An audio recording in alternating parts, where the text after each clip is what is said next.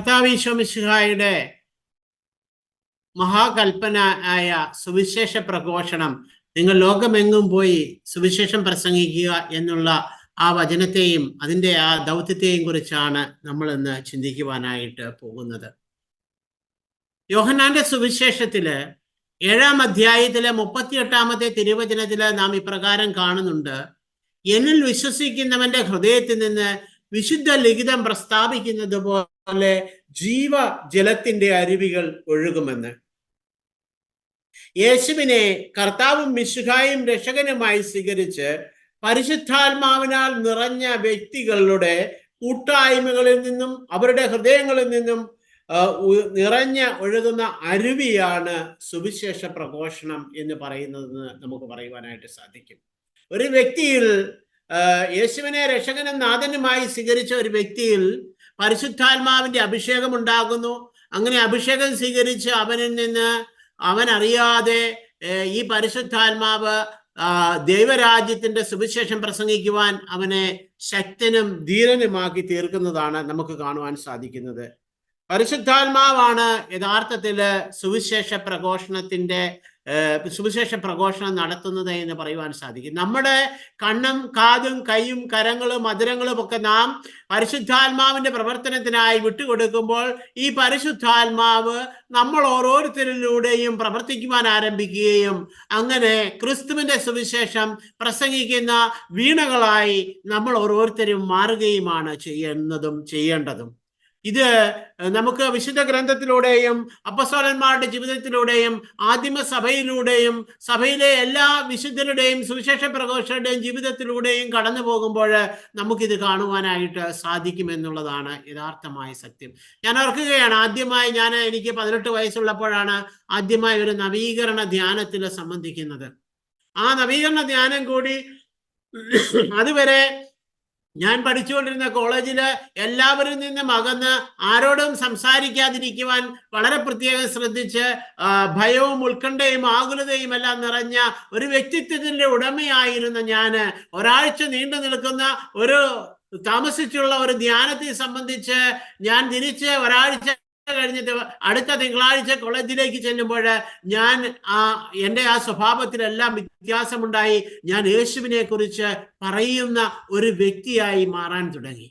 അതുവരെ ഞാൻ ആരെ ഭയപ്പെട്ടിരുന്നു? എൻ്റെ അധ്യാപകരെ, എൻ്റെ കോളേജിലുള്ള മറ്റുള്ളവരെ എല്ലാവരെയും എനിക്ക് ഭയമായിരുന്നു. എൻ്റെ 1-2 സുഹൃത്തുക്കളോട് മാത്രമേ നേരെ നിന്നൊന്ന് സംസാരിക്കുവാൻ സാധിച്ചിരുന്ന ഒരു വ്യക്തിത്വത്തിന്റെ ഉടമയായിരുന്നു ഞാൻ.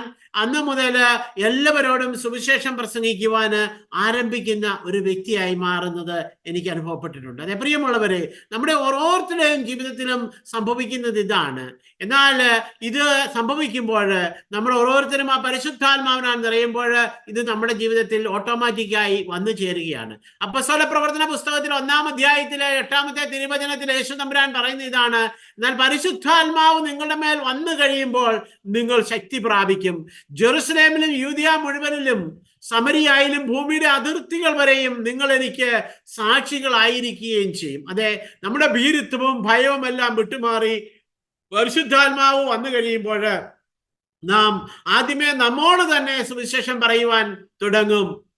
അത് സുവിശേഷാത്മകതയുടെ ഒരു ജീവിതത്തിലൂടെ ഞാൻ എന്നോട് തന്നെ സുവിശേഷം പറഞ്ഞ് എന്നെ തന്നെ പുതിയ വ്യക്തിയായി രൂപപ്പെടുത്തുകയും വീണ്ടും യൂദയ മുഴുവനിലും, അതായത് എൻ്റെ ഇടവകയിൽ, എൻ്റെ ആ കൂട്ടായ്മയിൽ, ഞാനായിരിക്കുന്ന സമൂഹത്തിൽ, എൻ്റെ ചുറ്റുപാടുകളിൽ, എൻ്റെ ഭവനത്തിൽ എല്ലാം ഞാൻ സുവിശേഷം പങ്കുവയ്ക്കുന്നവനായിത്തീരും. എൻ്റെ ജീവിതവും നോട്ടവും പുഞ്ചിരിയും സംസാര രീതിയും എല്ലാം തന്നെ ആ സുവിശേഷത്തിന് അനുരൂപപ്പെട്ട രീതിയിലായി മാറ്റപ്പെടുകയും അങ്ങനെ ഞാൻ ഒരു വായിക്കപ്പെടുന്ന സുവിശേഷമായി മാറുകയും ചെയ്യും. അങ്ങനെ ഞാൻ എന്ത് ചെയ്യുന്നു? വീണ്ടും സമരിയായിൽ, എൻ്റെ ദേശം മുഴുവനിലും, ലോകത്തിന്റെ അതിർത്തികൾ വരെയും യേശുവിന് സാക്ഷ്യമാകുവാൻ വേണ്ടി വിളിക്കപ്പെട്ടവരാണ് നമ്മൾ ഓരോരുത്തരും.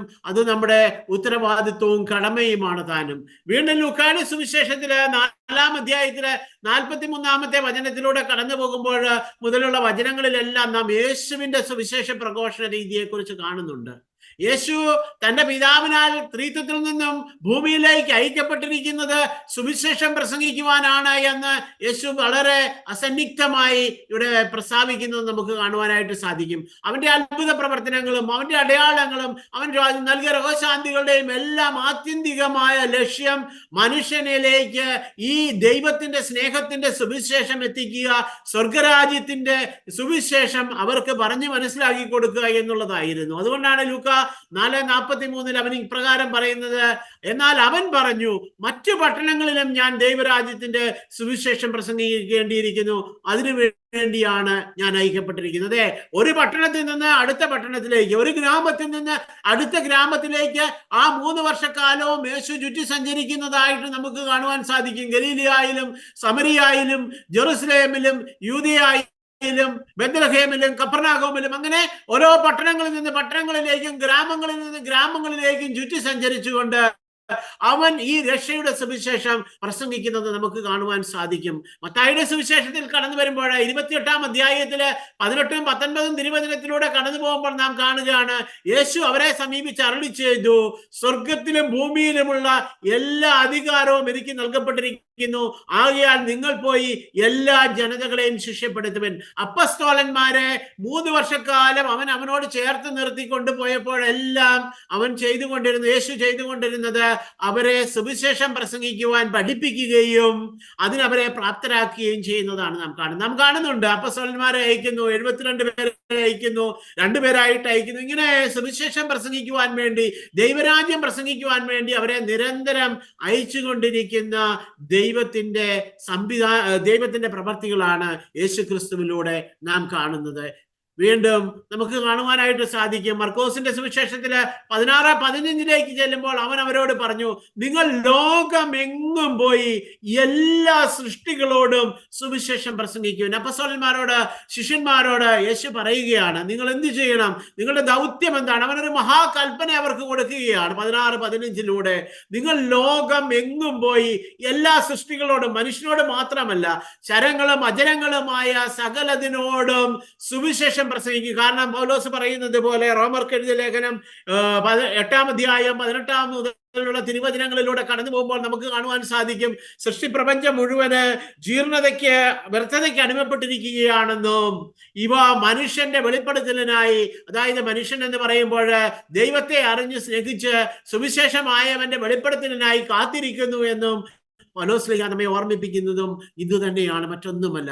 എല്ലാ സൃഷ്ടിപ്രവർത്തനങ്ങളും സുവിശേഷത്തിന് വേണ്ടി കാത്തിരിക്കുന്നു. വീണ്ടും യോഹന്നാന്റെ സുവിശേഷത്തിലേക്ക് കടന്നു വരുമ്പോൾ നമുക്കിത് കാണുവാൻ സാധിക്കും. 20-ാം അധ്യായം 21-ാം തിരുവചനത്തിൽ നാം കാണുകയാണ്, യേശു വീണ്ടും അവരോട് പറഞ്ഞു, മുമ്പ് പറഞ്ഞ കാര്യം വീണ്ടും അവിടെ ആവർത്തിക്കുകയാണ്, നിങ്ങൾക്ക് സമാധാനം, പിതാവ് എന്നെ അയച്ചതുപോലെ ഞാനും നിങ്ങളെ അയക്കുന്നു. ഇതിനു മുമ്പ് പല പ്രാവശ്യം യേശു പറഞ്ഞതായത് കൊണ്ടാണ് യോഹന്നാൻ അവിടെ ഇങ്ങനെ എഴുതിയിരിക്കുന്നത്. യേശു വീണ്ടും അവരോട് പറഞ്ഞു, പല പ്രാവശ്യം പറഞ്ഞ കാര്യം ഉദ്ധിതനായ യേശു വീണ്ടും അപ്പസ്തോലന്മാരെ ഒന്നിച്ചു കൂട്ടി അവരെ ഓർമ്മിപ്പിക്കുകയാണ്, നിങ്ങൾക്ക് സമാധാനം, പിതാവ് എന്നെ അയച്ചതുപോലെ. അതായത് യേശുക്രിസ്തുവിനെ ത്രിത്വത്തിൽ നിന്നും പിതാവായ ദൈവം ഭൂമിയിലേക്ക് അയച്ചു. എന്തിനു വേണ്ടി? ദൈവരാജ്യത്തെ കുറിച്ച് പ്രസംഗിക്കുന്നതിന് വേണ്ടി. ഈ ദൈവരാജ്യത്തെ കുറിച്ച് പ്രസംഗിക്കുവാനായിട്ട് ഞാനും നിങ്ങളെയും അയക്കുന്നു. പ്രിയമുള്ളവരെ, നമ്മളെ ഓരോരുത്തരെയും ദൈവം ഈ കൽപ്പനയിലൂടെ എന്ത് ചെയ്തിരിക്കുന്നു? സുവിശേഷം പ്രസംഗിക്കുവാനായി ദൈവം നിയോഗിച്ചിരിക്കുകയും അയച്ചിരിക്കുകയുമാണ് ചെയ്യുന്നത്.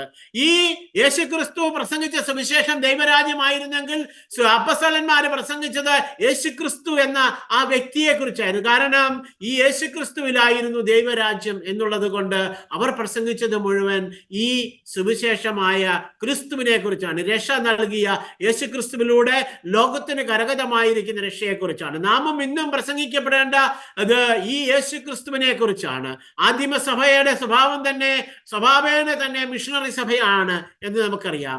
മാർപ്പാപ്പ പറയുന്നുണ്ട്, സഭ എന്ന് അതിന്റെ മിഷണറി സ്വഭാവം ഉപേക്ഷിക്കുന്നുവോ അന്ന് സഭ സഭയല്ലാതായി തീരും എന്ന്. സഭ എന്ന് പറയുമ്പോൾ പലപ്പോഴും നമ്മുടെ മനസ്സിലേക്ക് വരുന്നത് ഏതാനും വൈദികരും സന്യാസിനികളും ഒക്കെയാണ്. അവരുടെ ഉത്തരവാദിത്വമാണ് സുവിശേഷ പ്രസംഗം എന്നുള്ളതൊക്കെയാണ്. എന്നാൽ പ്രിയമുള്ള സഹോദരങ്ങളെ, അതല്ല. നാം ഓരോരുത്തരും യേശുവിനാൽ അയക്കപ്പെടുന്നു. യേശു നൽകിയ ദൗത്യം നിർവഹിക്കപ്പെടുന്നതിന് വേണ്ടി യേശുവിനാൽ അയക്കപ്പെട്ടവരാണ് നാം ഓരോരുത്തരും. ഈ ഉത്തമ ബോധ്യം ആദിമസഭയിലെ ഓരോ വ്യക്തികൾക്കും ഉണ്ടായിരുന്നത് കൊണ്ട് അവർ നിരന്തരം അവരെ ചെല്ലുന്നിടത്തും ആയിരിക്കുന്നിടത്തും എല്ലാം നിരന്തരമായി സുവിശേഷം പ്രസംഗിക്കുന്നത് നമുക്ക് കാണുവാനായിട്ട് സാധിക്കും. ആദിമസഭയില്, ജെറുസലേമിലെ സഭയില് യേശുക്രിസ്തുവിനെ പ്രസംഗിച്ചതിന്റെ പേരിൽ പീഡിപ്പിക്കപ്പെട്ട ആദിമസഭയിലെ ക്രൈസ്തവ സമൂഹം അവർ പല സ്ഥലങ്ങളിലേക്ക് പീഡനം മൂലം ചിതറി ഓടുകയാണ്. ആ ചിതറി ഓടി ഇവർ എത്തിച്ചേർന്ന ഇടങ്ങളിലെല്ലാം എന്ത് ചെയ്തു എന്ന് നാം കാണുന്നുണ്ട് അപ്പോസ്തല പ്രവർത്തനങ്ങളിൽ. അവർ ആത്മനിറവോടെ പരിശുദ്ധാത്മാവിന്റെ ശക്തമേറിയ അഭിഷേകത്തോടെ എന്ത് ചെയ്യുന്നു? ഈ ദൈവരാജ്യം പ്രസംഗിക്കുകയാണ് ചെയ്യുന്നത് നമുക്ക് കാണുവാൻ സാധിക്കും. സമരിയായിൽ ചെന്നവർ സമരിയായിൽ പ്രസംഗിക്കുന്നു, അന്ത്യോക്യയിൽ ചെന്നവർ അന്ത്യോക്യയിൽ പ്രസംഗിക്കുന്നു. അങ്ങനെ എവിടേക്കെല്ലാം കടന്നുപോയോ അവിടെയെല്ലാം സുവിശേഷം പ്രസംഗിക്കുന്ന ആദിമ സഭയാണ് നാം കണ്ടെത്തുന്നത്. ഇത് തന്നെയാണ് നമ്മുടെ ഓരോരുത്തരുടെയും ഉത്തരവാദിത്വവും കടമയും എന്ന് പറയുന്നത്. പ്രിയമുള്ള സഹോദരങ്ങളെ, നമ്മള് കല്ലറങ്ങാട്ട് പിതാവ് ഭരണങ്ങാനത്ത് അഭിഷേകാഗ്നി കൺവെൻഷനിൽ പറഞ്ഞ ഒരു വാചകം ഞാൻ ഇന്നും ഓർത്തിരിക്കുകയാണ്. ഏതാണ്ട് 7 വർഷങ്ങൾക്ക് മുമ്പ് പിതാവ് പറഞ്ഞതാണ്. ഞാനത് ഇപ്പോഴും ഓർത്തിരിക്കുകയാണ്. നിങ്ങൾ സാഹചര്യം അനുകൂലമായിരിക്കുമ്പോഴും പ്രതികൂലമായിരിക്കുമ്പോഴും സമയത്തും അസമയത്തും സുവിശേഷം പ്രസംഗിക്കുവാൻ വിളിക്കപ്പെട്ടവരാണ്.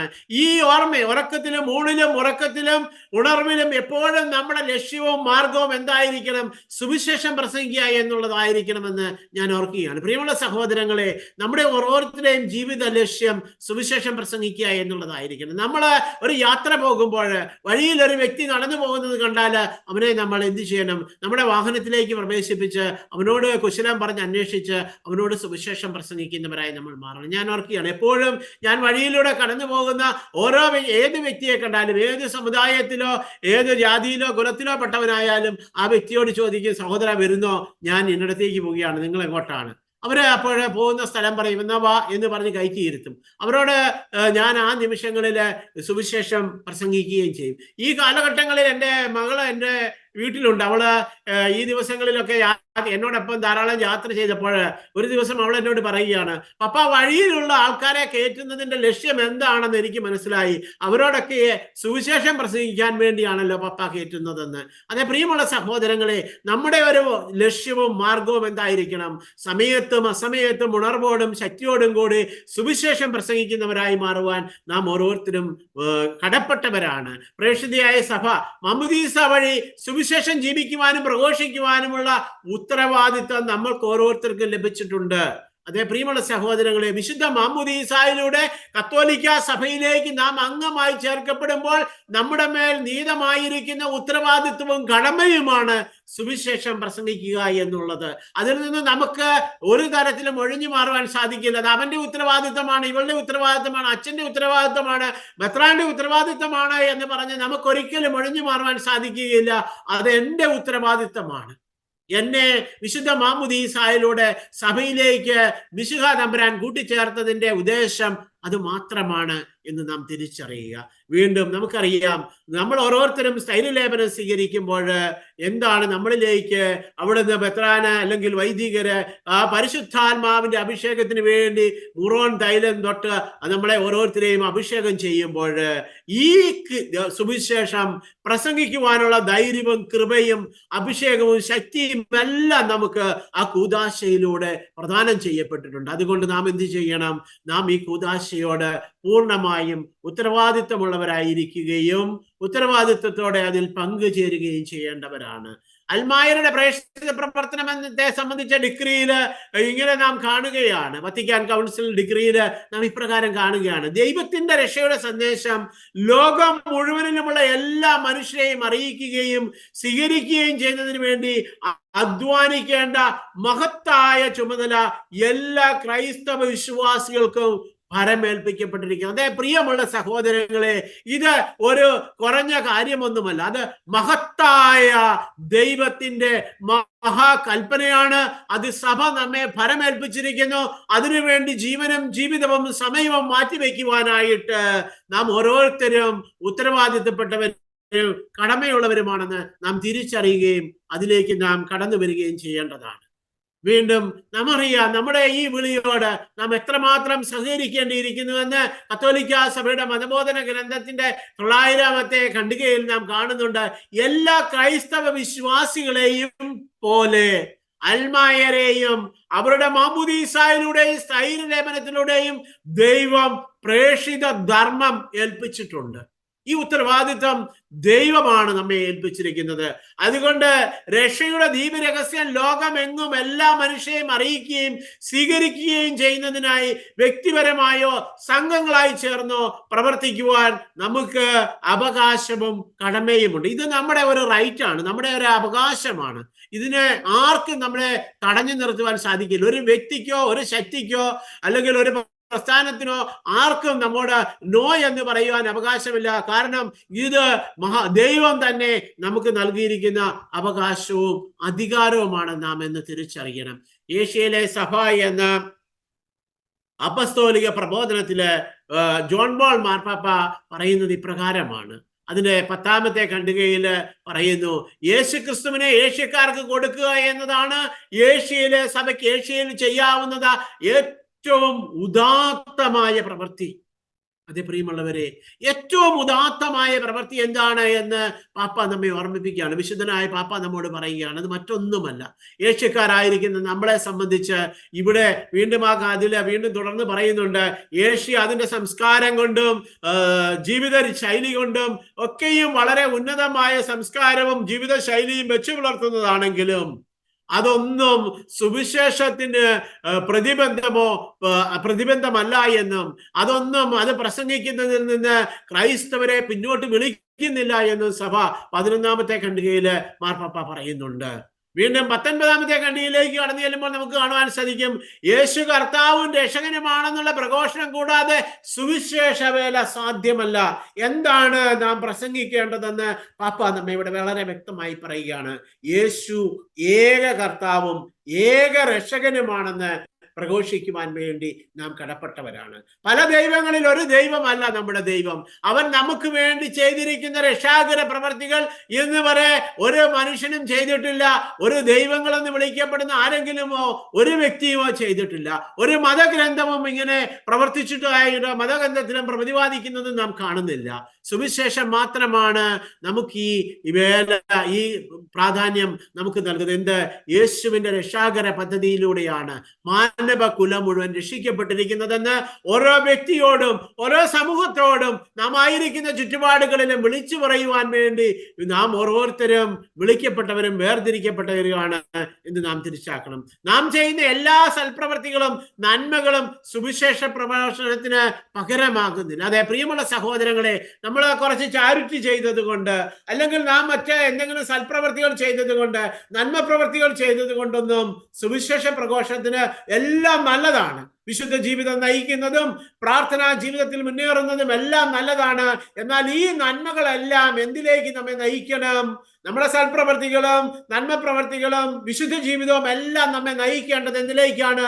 യേശുക്രിസ്തുവിനെ പ്രഘോഷിക്കുന്നതിലേക്ക് ആയിരിക്കണമെന്ന് സഭ നമ്മെ ഉത്ബോധിപ്പിക്കുന്നുണ്ട്, സുവിശേഷം നമ്മെ ഉത്ബോധിപ്പിക്കുന്നുണ്ട് എന്ന് നാം മനസ്സിലാക്കേണ്ടിയിരിക്കുന്നു.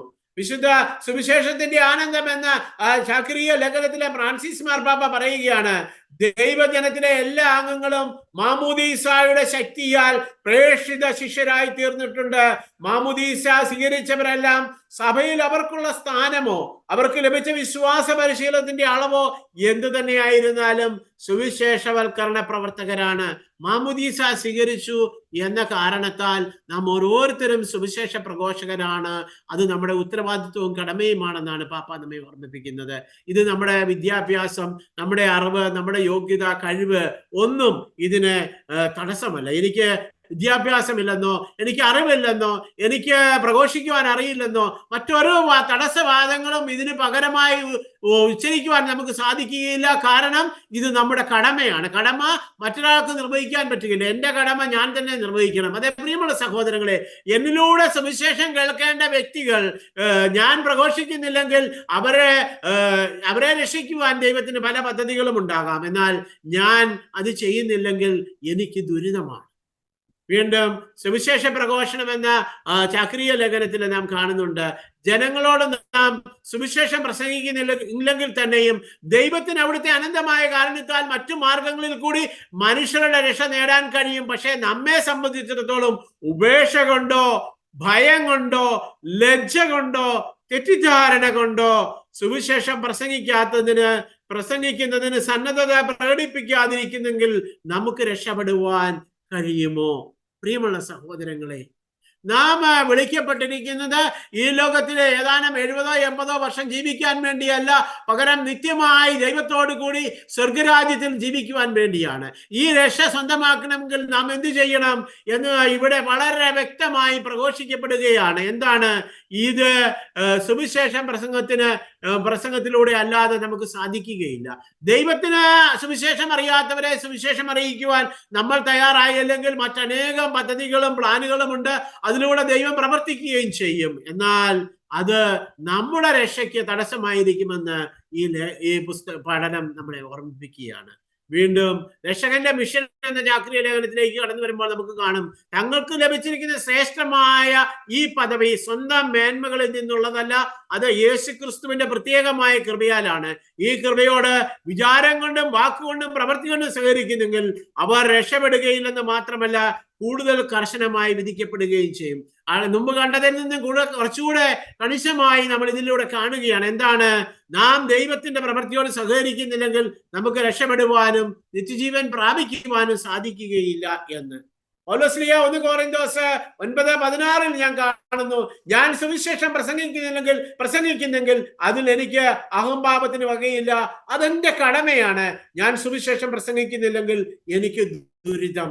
പ്രിയമുള്ളവരെ, നാം ഓരോരുത്തരും സുവിശേഷം പ്രസംഗിക്കുവാൻ വേണ്ടി വിളിക്കപ്പെട്ടവരാണ്. അത് ചെയ്യുവാനായി നമുക്ക് സാധിക്കുകയും ചെയ്യും. ഞാൻ ഓർക്കുകയാണ്, അരുണാചൽ പ്രദേശിന്റെ അപ്പസ്തോലൻ എന്നറിയപ്പെടുന്ന പ്രേംജി എന്ന ബെനഡിക്റ്റൻ ബ്രദർ, ബോംബെക്കാരനായ സഹോദരൻ, അരുണാചൽ പ്രദേശിൽ നമുക്കറിയാം 1976 മതപരിവർത്തന നിരോധന നിയമം പാസാക്കിയ ഇന്ത്യയിലെ ആദ്യത്തെ സംസ്ഥാനമാണ്. എന്നാൽ ആ സംസ്ഥാനത്തിലേക്ക് ഈ പ്രേംജി കടന്നു ചെന്ന് സുവിശേഷം പ്രസംഗിക്കുവാനായി ആരംഭിച്ചു. അദ്ദേഹത്തിന്റെ സുവിശേഷ പ്രഘോഷണത്തിലൂടെ ഇന്ന് അരുണാചൽ പ്രദേശിന്റെ 55%-ലധികം ജനസംഖ്യയുടെ 55%-ലധികം ആൾക്കാര് കത്തോലിക്കരാണ് എന്ന് നാം തിരിച്ചറിയണം. ഈ സഹോദരനെ നമുക്കറിയാം, ഈ സഹോദരനെ ദൈവം പരിപാലിക്കുന്ന വഴി നാം കേട്ടാൽ, അദ്ദേഹത്തിന്റെ ജീവചരിത്ര പുസ്തകത്തിലൂടെ കടന്നുപോയാൽ നാം അത്ഭുതപ്പെട്ടു പോകും. 33 പ്രാവശ്യം അദ്ദേഹത്തെ പോലീസ് വന്ന് അറസ്റ്റ് ചെയ്തിട്ടുണ്ട്. എന്നാൽ ഒരു പ്രാവശ്യം പോലും അദ്ദേഹത്തെ പോലീസ് സ്റ്റേഷന് ജയിലിനകത്തേക്ക് കൊണ്ടുപോകുവാൻ സാധിച്ചില്ല. അതിനു മുമ്പ് ദൈവം അത്ഭുതകരമായി ഇടപെടുകയും വിടുവിക്കുകയും ചെയ്യും.